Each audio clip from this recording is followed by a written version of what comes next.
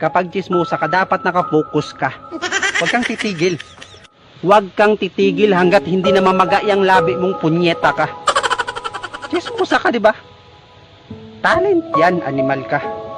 Huwag na huwag kang titigil. Kailangan mong i-develop yan. Lagi mong itatatak sa kukote mo. Oh? Yung mindset, focus. Focus sa paligid, sa mga kapitbahay, kung anong mga balita. Pag wala kang nakalap na balita, gumawa ka ng kwento. Yung kapitbahay nyo, gawan mo ng kwento. Focus. Talent yan eh.